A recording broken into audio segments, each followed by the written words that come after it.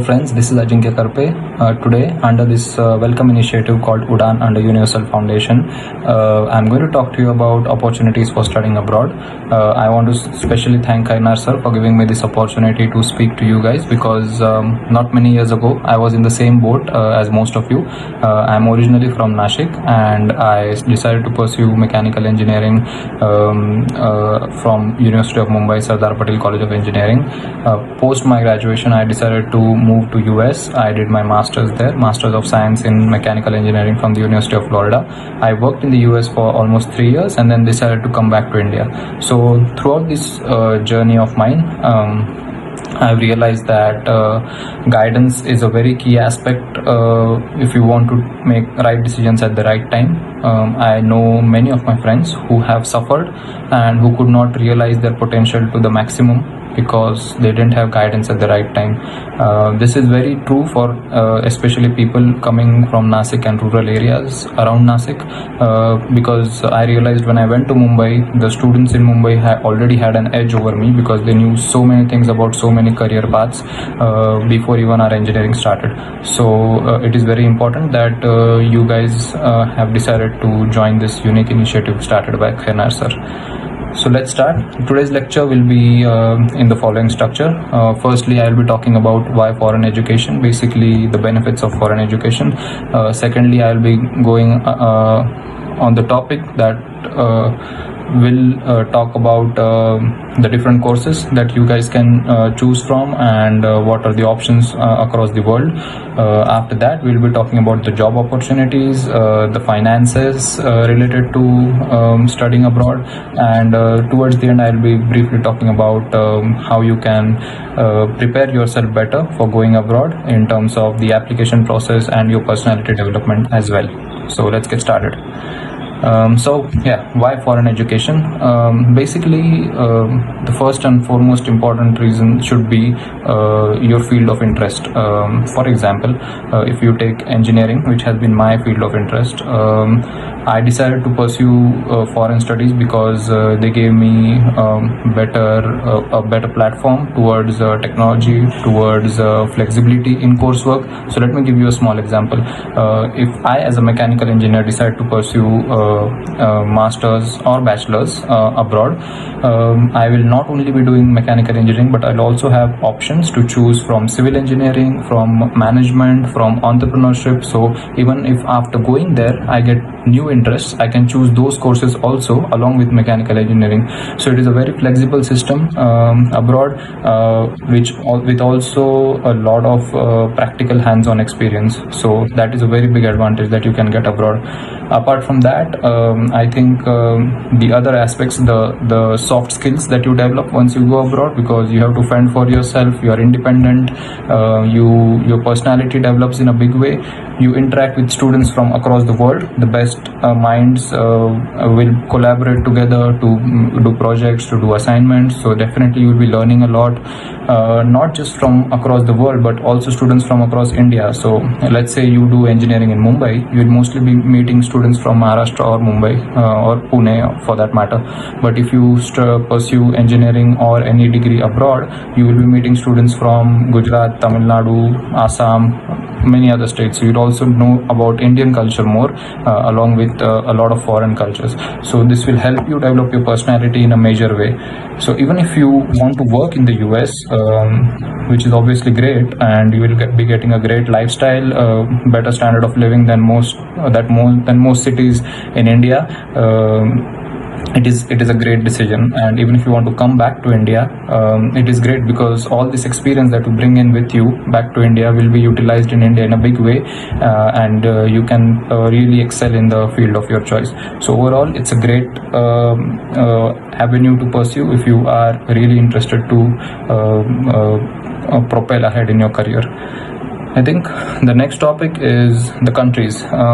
So this question isn't as straightforward. So what are the countries that one can choose to go to pursue their course? Because it is not straightforward, because some countries are good in some courses while some countries are good in other courses. For example, if you talk about computer science, the Silicon Valley is in the US. So students who want to pursue computer science should go to the US and do their degree. But if you say, let's say something like mechanical engineering, Germany is very famous for technology.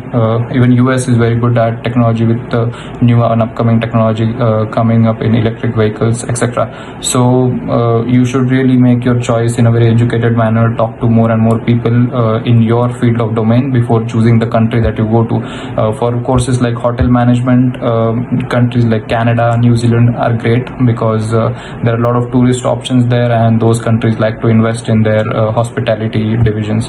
So this decision is going to be the main decision that you take, because it's the country that you choose. So make sure you take a very educated decision on that one. The next courses, the next topic would be the type of courses. Of course, since I come from an engineering background, I would be mostly talking about engineering, but there are also other courses that one can take, be it liberal arts, so history, philosophy, or you can also take management. People go for bachelor's in management or master's in management. People also go to do pharmacy, people go to do medicine. So there are a bunch of fields that you can explore if you want to go abroad. But there are certain caveats when it comes to the jobs associated with these fields, which I will be covering in the next topic. But as far as the fields go, there's pretty much everything that you can do if you want to pursue studies abroad. When it comes to jobs, before I talk about jobs directly, I want to talk briefly about the visas. So to work in foreign countries, you need a work permit, which is basically a visa. For, let's say, for example, US, in the US you need the H-1B visa to work in the US. So some countries favor certain subjects more than the others. To illustrate this, let me give you US example again. So US differentiates between STEM courses and non-STEM courses. Now, what are STEM courses? STEM courses are science, technology, engineering, and mathematics.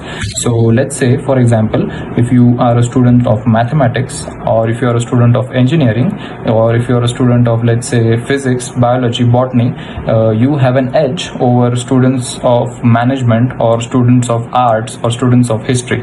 That is because you will get additional 2 years to get your H-1B visa compared to these students. So what is H-1B visa? H-1B visa is basically giving you a work permit to work in that country, and it is basically a lottery. So you put in your candidature to the H-1B visa. If it gets picked, you're lucky. If not, you again go to the next year. So if you are a STEM student, you get 3 years basically in all to get this H-1B visa once you start working. But if you're a non-STEM student, as I said, arts, history, and other subjects, you get just 1 year.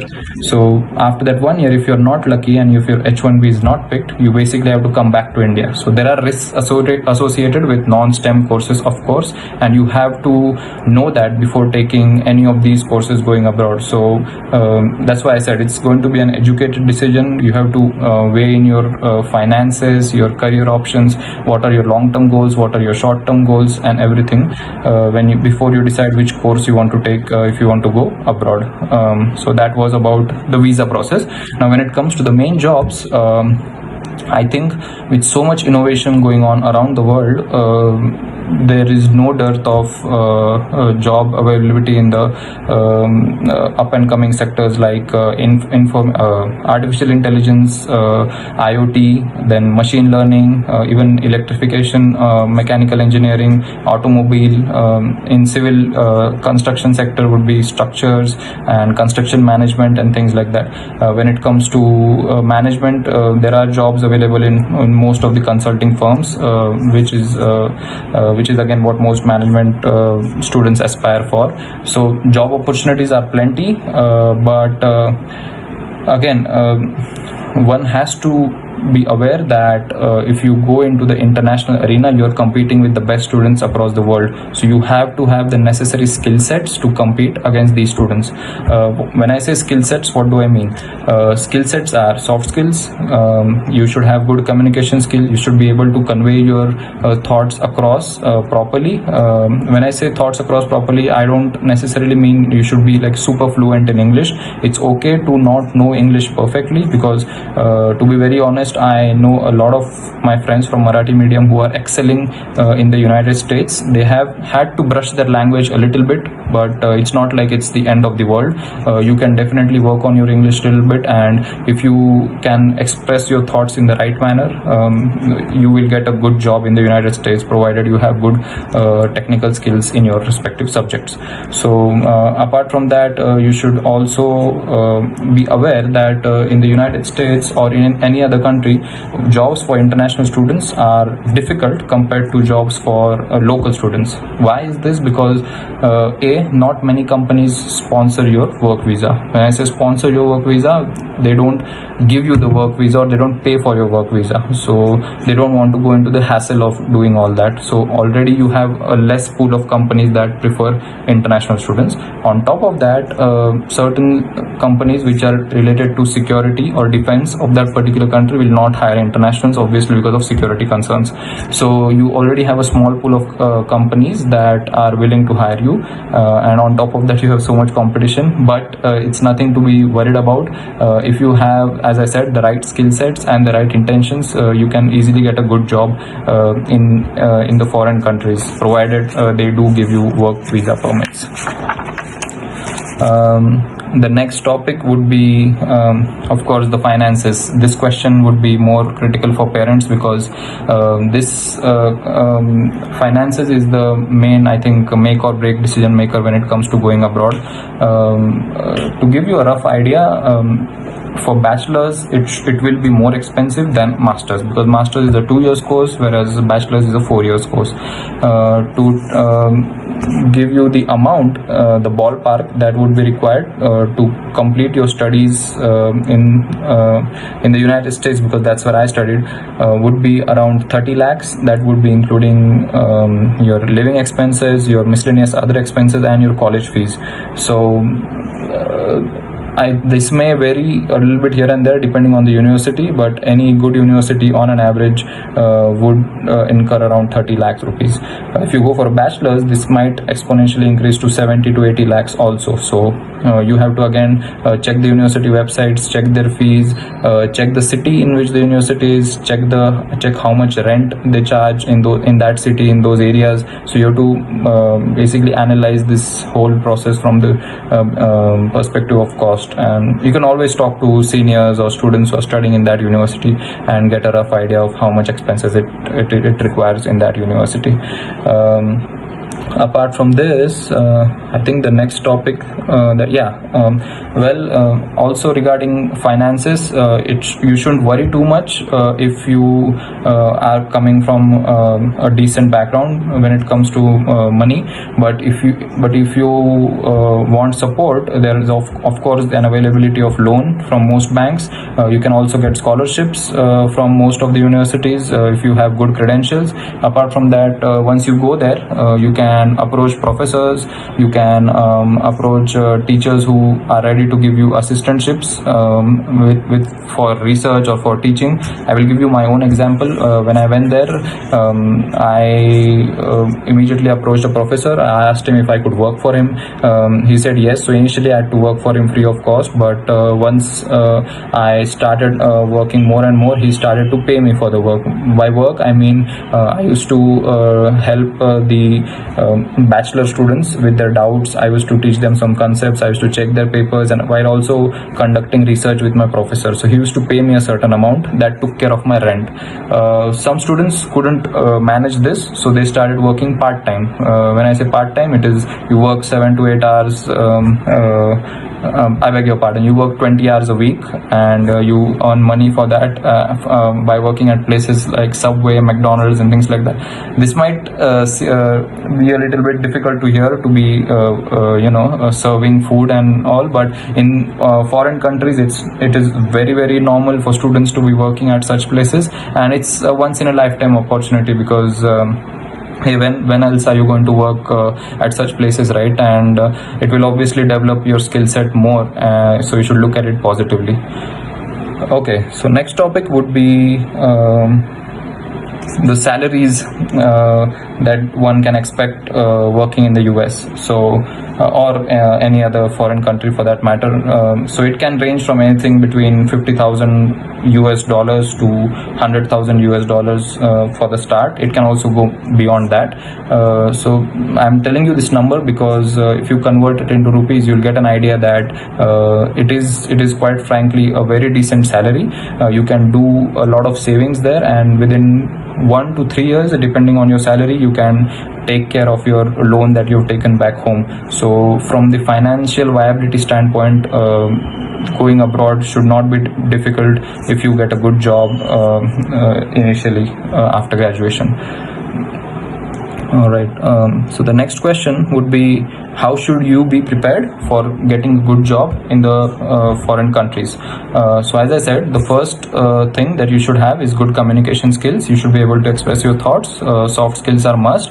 Apart from that, you should also be good at your co-curriculars. When I say co-curriculars, let's say you're a computer science aspirant who wants to go abroad for pursuing computer science engineering, you should display good projects and good internships while in your undergraduate course, so that they know that this guy is really passionate and interested in his field of study. So basically you shouldn't be someone who just does his coursework or his subjects, gets grades and then applies, because that will put you in one amongst the crowd. You should stand out from the crowd, so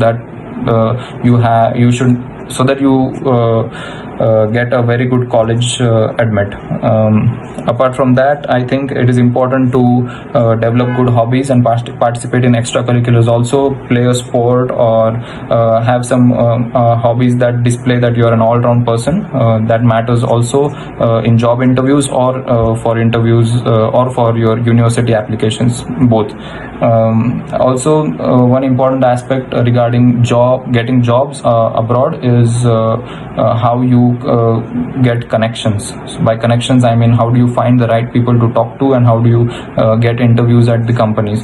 So the days when companies will be calling you and then setting up interviews are gone. You have to frame your own connections abroad.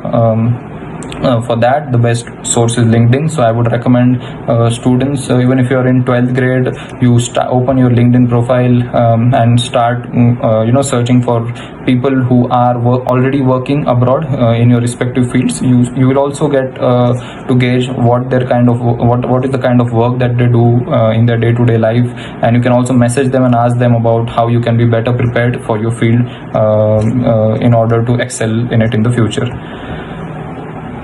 Alright, so the next topic would be the application processes.